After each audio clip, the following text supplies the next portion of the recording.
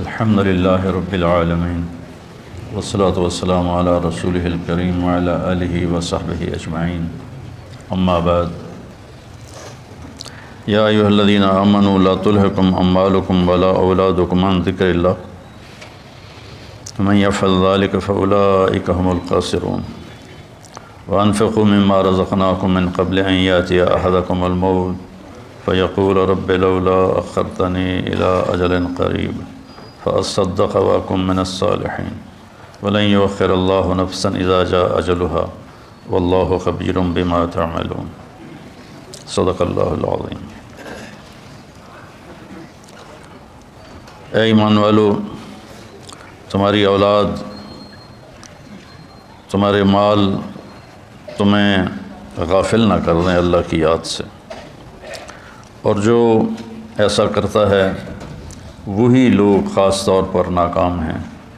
جو کچھ ہم نے تمہیں دیا ہے اس میں سے خرچ کرو اس سے پہلے کہ موت آئے، اور پھر اس وقت تم کہو یا اللہ پھر تھوڑی مہلت دے دیتا مجھے تو میں خوب کھل کے صدقہ کرتا اور نیک لوگوں میں شامل ہوتا، اور اللہ ہرگز کسی کی پہ وقت کو، موت کو مؤخر نہیں کرتا جب اس کا وقت آ جاتا ہے، اور اللہ جو کچھ تم کرتے ہو وہ سب کچھ جانتا ہے۔ قرآن پاک میں اللہ ایک تو خطاب کرتا ہے یا ایھا الناس، اے لوگو،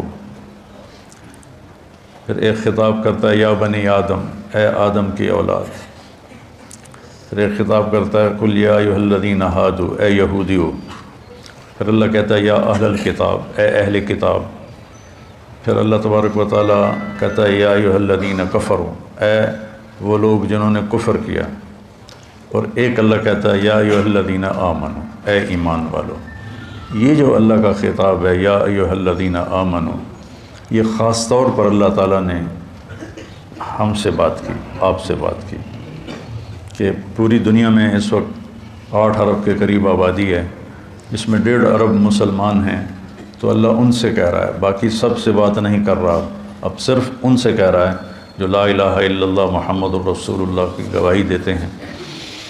تو اللہ ان سے کہہ رہا ہے کہ اے ایمان والو، تو کوئی اسپیشل بات ہے جو اللہ کہنا چاہتا ہے، تو اللہ پہ قربان جاؤں کہ 1 کم 90 بھی پورا نہیں، یا ایھا النبی قائم مقام ہے یا ایھا الذین آمنوا کے، لیکن اگر ہم یا ایھا الذین آمنوا دیکھیں تو کل 89 دفعہ، اور اس میں بھی تکرار ہے یا ایھا الذین آمنوا اتقوا اللہ حق تقاتہ، یا ایھا الذین آمنوا اتقوا اللہ ولتنظر نفس ما قدمت لغد واتقوا اللہ۔ تو اس میں بھی یہ نہیں کہ 89 آیات میں ہر دفعہ الگ الگ حکم ہے، نہیں، ان میں تکرار بھی ہے، کئی دفعہ ایک حکم کو اللہ یا ایھا الذین آمنوا کے ساتھ بیان فرماتا ہے۔ تو یہ سلسلہ چل رہا ہے کہ اللہ یا ایھا الذین آمنوا کے بعد ہم نے کیا کہتا ہے، تو ہم پیچھے سے شروع ہوئے ہیں، 29ویں پارے سے پیچھے کی طرف آ رہے ہیں۔ تو سب سے آخری جو یا ایھا الذین آمنوا ہے وہ ہے، یعنی شروع کرتا ہے اللہ یا ایھا الذین آمنوا لا تقولوا راعنا، یہ سورہ بقرہ میں ہے کہ اے ایمان والو میرے نبی کو راعنا مت کہا کرو۔ اس میں آداب نبوت ہیں کہ نبی سے کلام کرنے کے کیا آداب ہیں، عام آدمیوں کی طرح ان سے بات نہیں ہو سکتی، اس کے آداب ہیں۔ اور آخری یا ایھا الذین آمنوا ہے یا ایھا الذین آمنوا توبوا الی اللہ توبۃ نصوحا، اے ایمان والو اللہ کی بارگاہ میں سچی توبہ کرو۔ نصوحا میں بڑی لفظ نصوحا میں بڑی تسلی ہے، بہت بڑی تسلی ہے کہ توبہ اگر ٹوٹ جائے اور تم کر لو تو پھر اللہ جوڑ دے گا، پھر ٹوٹ جائے پھر تم سچے دل سے کر لو پھر اللہ قبول کر لے گا۔ میرے نبی کا فرمان ہے کوئی دن میں 70 دفعہ بھی توبہ توڑے اور 70 دفعہ توبہ کر لے تو اللہ اس کی توبہ خوشی سے قبول فرماتا ہے، جیسے پہلی توبہ کو قبول کرتا ہے ویسے ہی 1000ویں توبہ کو بھی قبول فرماتا ہے، چونکہ اللہ پر ہمارے گناہوں کا اثر کوئی نہیں ہوتا۔ میرے اوپر زیادتی ہو تو میں معاف کرنے میں دیر کیوں لگاتا ہوں کہ میرے اوپر اس کا اثر ہوتا ہے، تو مجھے معاف کرنا مشکل نظر آئے۔ احضرت الانفس الشح، اللہ تعالیٰ نے بھی کہا کہ معاف کرنے میں تمہارا جو نفس ہے نا وہ بڑا کنجوس اور بخیل واقعہ ہوا ہے، تو میں اس لیے معافی میں دیر لگاتا ہوں کہ اگلے کی زیادتی کا ہمارے اوپر اثر ہوتا ہے، اس اثر کو زائل ہونے میں وقت لگتا ہے۔ بہت خوش قسمت ہیں جو اس اثر کو فوراً زائل کر کے معافی مانگنے پہ معاف کر رہے ہیں، بہت خوش قسمت ہے جس کو معافی مانگنا آ گیا اور جسے معاف کرنا آ گیا۔ اللہ اس کو بغیر حساب کی کہہ دے گا تو میرے بندوں کو معاف کرتا رہا۔ ایک حدیث بھی یاد آ گئی، آپ نے فرمایا پچھلی امتوں میں ایک شخص تھا، اس کو اللہ کے سامنے پیش کیا گیا تو اللہ نے اس سے پوچھا تیرے پاس کوئی نیکی ہے آج مجھے دکھانے کے لیے؟ کہنے لگا جی میں تو 0 میٹر کوئی نیکی نہیں، 0 میٹر کوئی نیکی نہیں یا اللہ۔ تو اللہ تعالیٰ فرمائیں گے اچھا تو سوچ کوئی تم نے کوئی خیر کا کام کبھی کیا ہو؟ وہ کہے گا کیتا ہی کوئی نہیں تو دساں کی یا اللہ، بس ایمان دا بول ہے میرے کو اور کچھ بھی نہیں۔ پھر اللہ فرمائیں گے اور غور کر، تو پھر تھوڑی دیر کے بعد وہ کہے گا یا اللہ میں تاجر تھا تھوک کا، تو میں لوگوں کو مال دیتا تھا، جس کو گھاٹا پڑ جاتا تھا اس کو میں معاف کر دیتا تھا۔ میں اپنے نوکروں سے کہتا تھا اس کو معاف کر دو مت لو۔ یہاں مکان لکھوا لیتے ہیں، آئے ہائے مکانوں کو تالے لگا دیتے ہیں کہ ساڑھے پیسے دے، مکان ساڑھے نہ لکھ کے دے۔ بڑا ظلم ہے، بہت ظلم ہے۔ ہماری تجارت کیا ہر شعبہ ہی ظلم سے بھرا ہوا ہے، ہماری عدالتیں ظالم ہیں تو باقیوں کا ظلم تو پھر کیا کہنا۔ تو جس کو گھاٹا پڑ جاتا تھا یا اللہ تو میں اس کو معاف کر دیتا، میں اپنے نوکروں سے کہتا تھا اس کو معاف کر دو۔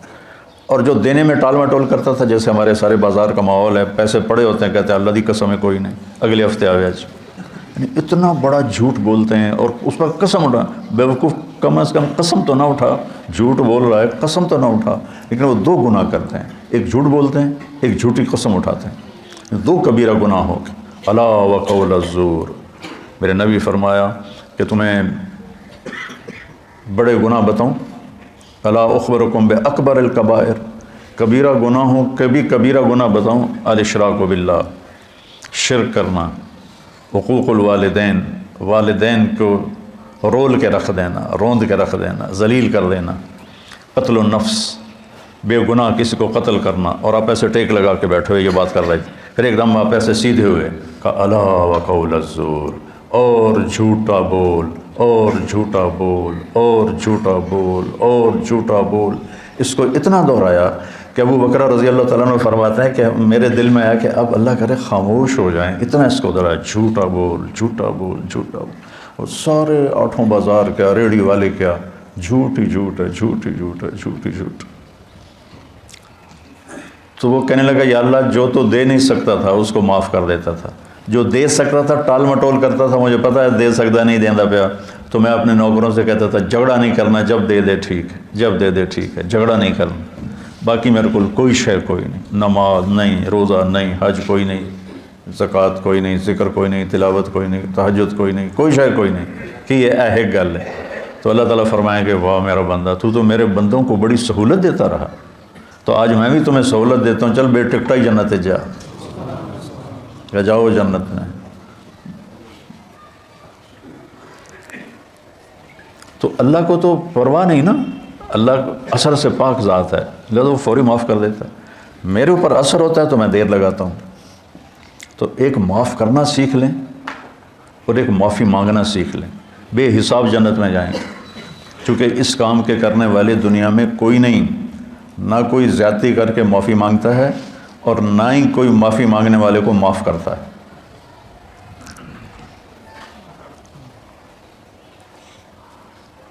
تو اللہ تعالیٰ نے توبۃ نصوحا، توبوا الی اللہ توبۃ نصوحا، اے ایمان والو توبہ نصوح کرو۔ نصوح کسے کہتے ہیں؟ سینے کو، ناسے درزی کو کہتے ہیں، ناسے درزی، آج کل خیاط کہتے ہیں، پرانی عربی میں ناسے کہتے ہیں، ناسے ہوتا ہے، اور من سہسوئی کو کہتے ہیں۔ تو یہ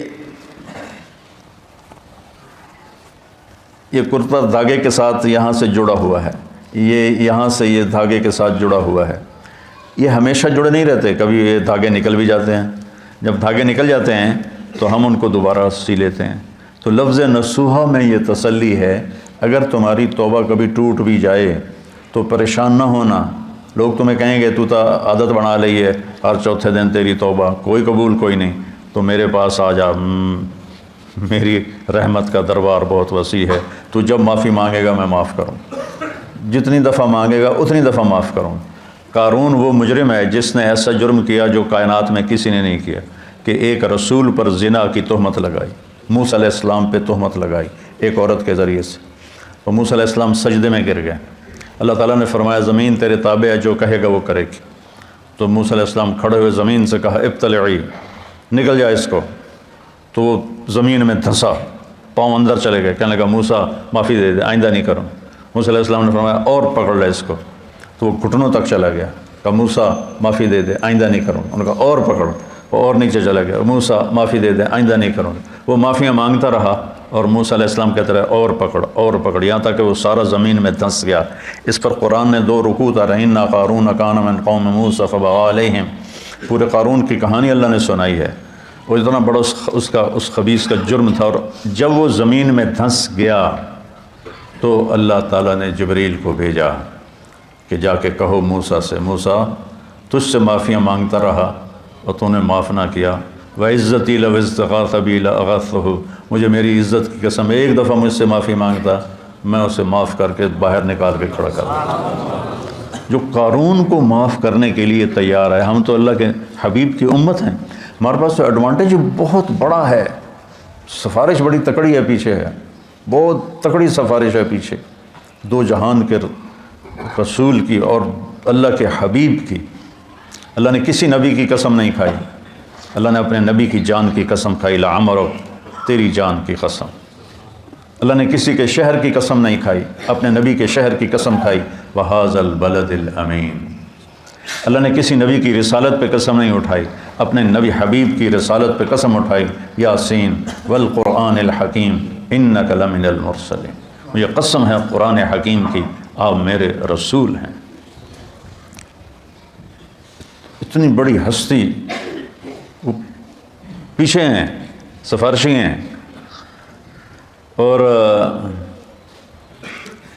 اس کے باوجود میرے نبی نے فرمایا دیکھو کل قیامت کے دن مجھے رسوا نہ کرنا کہ تم فرائض چھوڑ کر آؤ اور حرام کاریاں کر کے آؤ، پھر مجھے کہو یا رسول اللہ میری جان بچائیں۔ تو دیکھو آپ نے اپنی بیٹی سے کہا یا فاطمہ بنت محمد انقذی نفسک من النار فانی لا اغنی عنک من اللہ شیئا، فاطمہ اپنے آپ کو جہنم سے بچا، اگر اللہ تعالیٰ نے پکڑ لیا تو پھر میں نہیں چھڑا سکتا، میں نہیں چھڑا سکتا۔ تو اللہ نے ہمیں اپنے حبیب دیے ہیں، ان کی وجہ سے تو اگر ہمارے حبیب نہ ہوتے تو ہم بندر خنزیر بن چکے ہوتے۔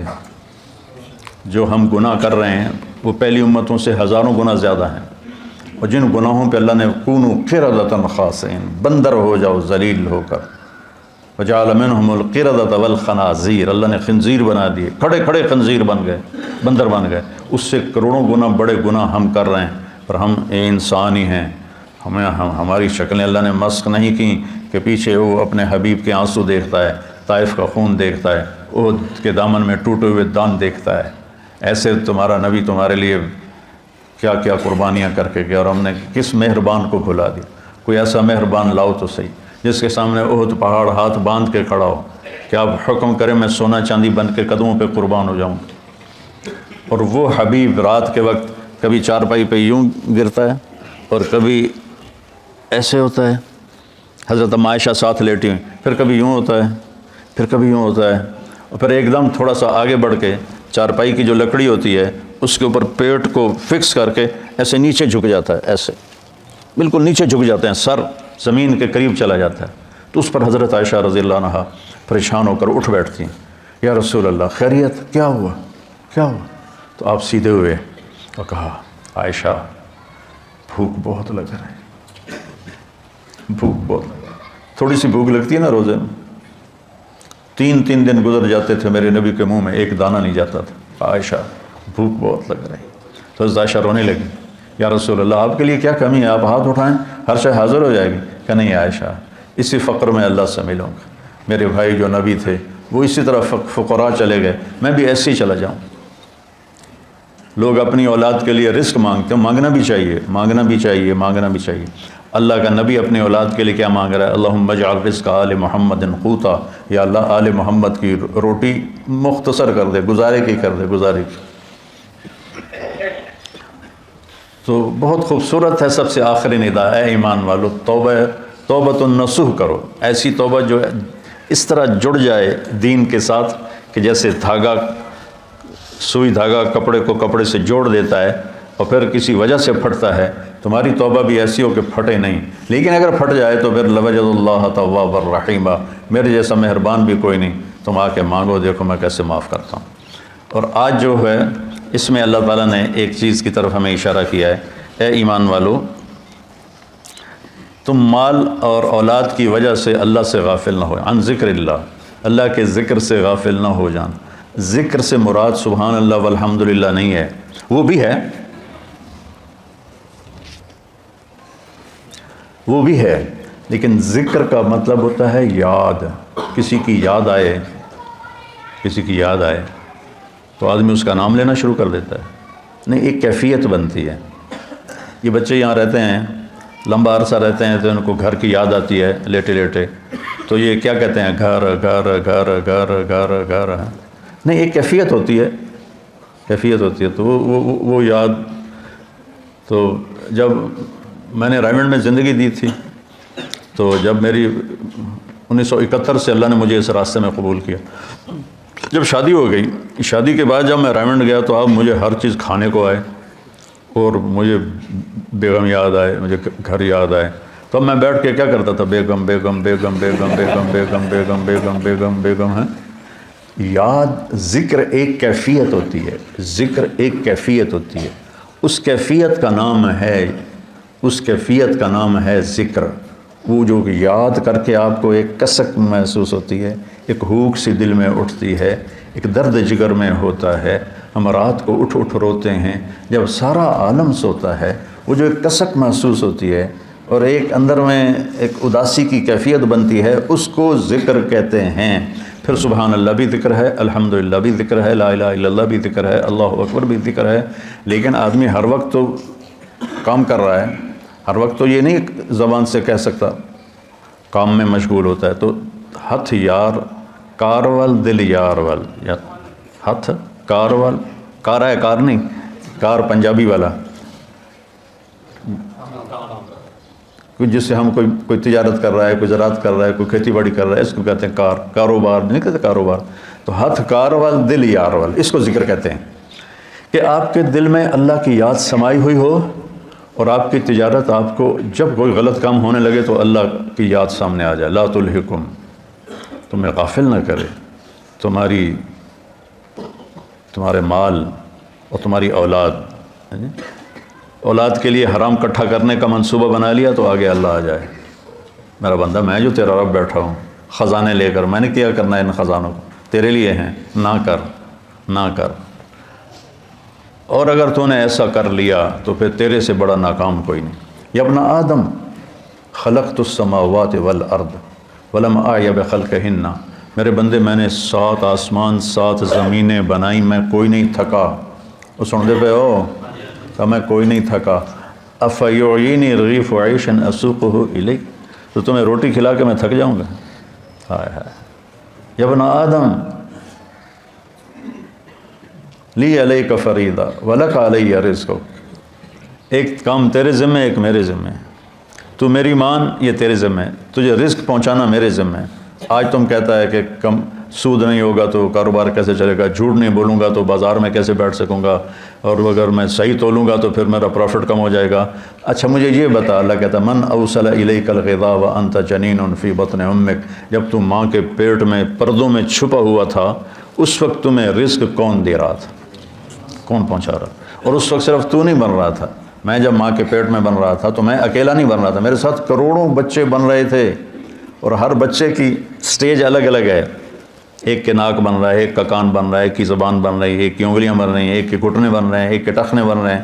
تو اگر اللہ ایک سیکنڈ کے کھربویں حصے کے برابر بھی کسی سے غافل ہو جائے، وہ غفلت سے پاک ہے، اگر ہو جائے تو یہ آنکھیں ماتھے کی بجائے پیٹ پہ لگ جائیں، اور انگلیاں پاؤں سے اٹھ کر ماتھے پہ آ کے لگ جائیں، اتنی بڑی کائنات کے اندر نر مادہ کا نظام چل رہا ہے، اور اللہ تعالیٰ کہتا ہے میں ان سب کو رزق پہنچاتا ہوں۔ کس نے پہنچایا تھا تمہیں ماں کے پیٹ میں رزق؟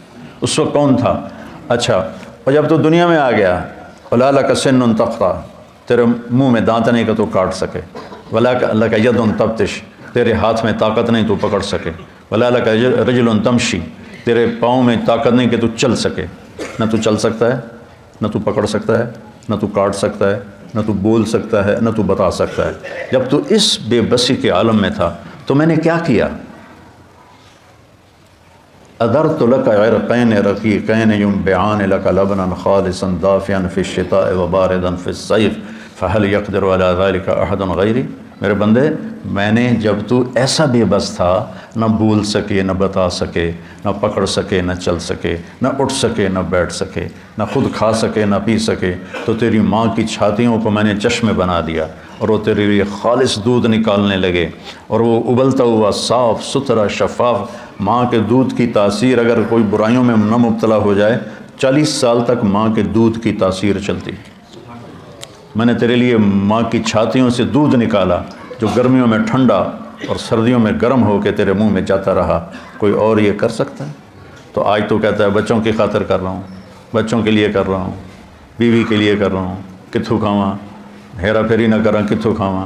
ایک ملاوٹ کرنے والا تھا، میں نے اس سے کہا یار تم کیوں ملاوٹ، تیل میں ملاوٹ کرتا تھا، میں نے کہا یار تم کیوں ملاوٹ کرتے ہو؟ وہ کہنے لگا اگر میں صحیح تیل بیچوں تو مجھے ایک ڈرم کے پیچھے 50 روپے بچتے ہیں۔ یہ بہت پرانی بات ہے، 80s کی بات ہے، 80s کی، تو مجھے 50 روپے بچتے ہیں، اور اگر میں ملاوٹ کروں تو مجھے ایک ڈرم کے پیچھے 500 روپے بچتے ہیں۔ 500 روپے میں میرا بجلی کا بل ادا ہو جاتا ہے، تو میں پاگل ہوں جو میں 50 روپے نفع کماؤں، میں 500 کماؤں گا، کیونکہ اس کو اللہ کا رب ہونا یاد نہیں، اس کو ماں کی چھاتیوں کا دودھ یاد نہیں، ماں کے پیٹ میں غذا کا پہنچنا یاد نہیں ہے، اور اس کو آہستہ آہستہ پرواز چڑھنا، جوانی تک آنا یاد نہیں۔ تو کہہ رہا کتوں کھاواں، کتوں کا بھی ہے۔ تو میرا رب کہتا ہے غافل نہ ہونا، غافل نہ ہونا۔ ایک غلط تصور بن گیا ہے، کمائیں گے نہیں تو بھوکے مر جائیں گے۔ نہیں، کمانے کا حکم ہے، حلال کمانے کا ہے، صحیح کمانے کا ہے، لیکن ادھر یقین بن گیا ہے کہ میں ایک دفعہ چلا گیا گورنمنٹ کالج لاہور اپنے دوستوں سے ملنے، تو وہ سارے شفٹ ہو گئے تھے نیو ہاسٹل میں، اقبال ہاسٹل سے نیو ہاسٹل، کچھ میڈیکل کالج چلے گئے تھے۔ تو ایک لڑکا فیصل آباد کا تھا، ظہیر، وہ کنگ ایڈورڈ میڈیکل کالج میں اس کو داخلہ مل گیا تھا، مجھ سے 1 سال آگے تھا۔ تو ہم سارے وہاں اکٹھے بیٹھے تھے کینٹین پر نیو ہاسٹل کی، تو مجھ سے کہتا ہے کیا کر رہے ہو؟ کی کر رہے ہیں آج کل؟ ہے کہ میں مولوی بن رہے ہیں۔ تو کہنے لگا کھاوے گا کتوں؟ اس کو میری بیک گراؤنڈ کا پتہ ہے، چونکہ ہم 5 سال اکٹھے رہے سینٹرل ماڈل اسکول میں، تو اس کو میرے بیک گراؤنڈ کا پتہ ہے کہ اللہ تعالیٰ نے مجھے خوشحال گھر میں پیدا کیا ہے۔ تو لیکن اتنا تاثر غلط ہو گیا ہے کہ بازار میں بیٹھے بغیر روٹی نہیں ملتی۔ مجھ سے کہنے لگا کھاوے گا کتوں؟ میں کہا اللہ دے گا، کہنے لگا اللہ اتو سٹے گا۔ تو وہ ایسے ٹیک لگا کے بیٹھا تھا ایسے، تو میں نے کہا تو کتوں کھاوے گا؟ تو ایسے بیٹھا تھا، میں کہتا میں ڈاکٹر بن رہا ہوں۔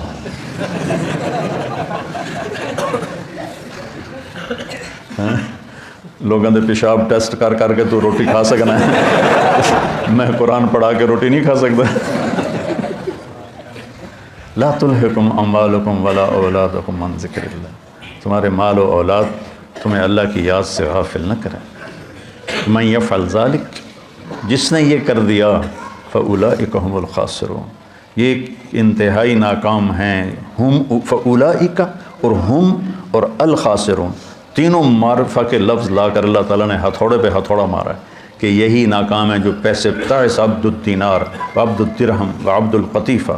میرے نبی جیسا کریم حبیب شفیق مہربان نبی اتنے جلال میں ہے، بخاری شریف کی روایت ہے کہ آپ نے کہا برباد ہو جائے سونے پہ ایمان کو بیچنے والا اور چاندی پہ ایمان کو بیچنے والا اور دنیا کی رنگینیوں پر ایمان کو بیچنے والا ہلاک اور برباد ہو جائے۔ تائس وانتقص، ہلاک و منہ کے بل گرے، وَإِذَا شِيكَ فَلَن تُقِشْ، اور اگر اسے کوئی کانٹا بھی چبھے تو کوئی اس کا کانٹا نکالنے والا نہ ہو۔ اتنے غصے میں آپ نے یہ بد دعا فرمائی۔ تو میرے بھائیوں، کتنا کٹھا کریں گے؟ بہت کٹھا کر لیا، قارون کی طرح اتنا مال کٹھا کیا کہ جس کی انتہا کوئی نہیں، لیکن جب موت کے ساتھ ٹکر کھائے گا زیرو ہو جائیں گے۔ 1 سیکنڈ پہلے طارق جمیل کا لیا جا رہا ہے، 1 سیکنڈ کے بعد اس کو کہہ رہے ہیں ڈیڈ باڈی، نام کو نہیں لے رہا، میت، ڈیڈ باڈی، جنازہ. اور ہمارے دیہاتوں میں کہتے ہیں منجی آ گئی، یعنی کہ جنازہ، منجی آ گئی، چارپائی آ گئی.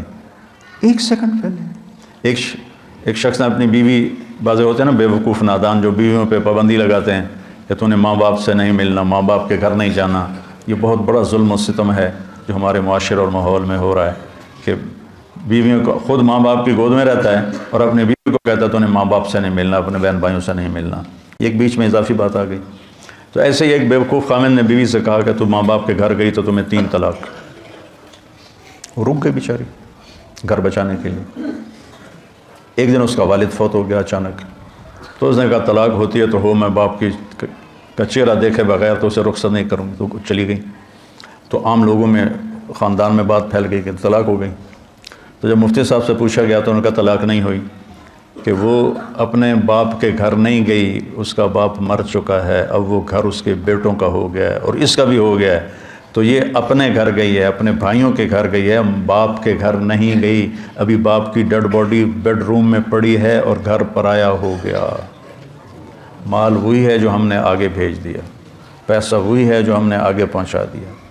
امام زین العابدین کے پاس کوئی سائل آتا تھا تو کہتے الحمدللہ یا اللہ تیرا شکر ہے، تو نے سواری بھیج دی، میرا سامان میرے گھر پہنچانے کے لیے سواری بھیج دی. کیا مطلب؟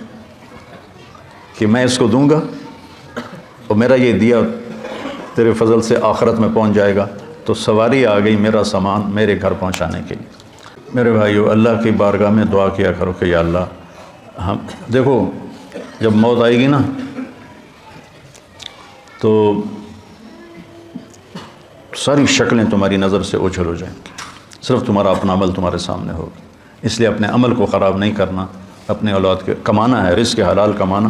ایک حدیث بھی سناتا ہوں، جس نے رزق حلال کمایا، بچوں پہ خرچ کرنے کے لیے کمایا، پڑوسیوں پہ خرچ کرنے کے لیے کمایا، سوال سے بچنے کے لیے جس نے رزق حلال کمایا، قیامت کے دن اللہ کی بارگاہ میں 14ویں رات کے چہرہ لے کر آئے گا، 14ویں رات کے چاند جیسا چہرہ لے کر اللہ کی بارگاہ میں آئے گا. من طلب الدنیا حلالا سعیا علی اہلہ تعطفا علی جارہ استعفافا عن المسئلہ. تو قیامت کے دن اللہ کی بارگاہ میں ایسے اٹھے گا کہ اس کا چہرہ 14ویں کے چاند کی طرح چمک رہا. رزق حلال کمانا اتنی بڑی عبادت.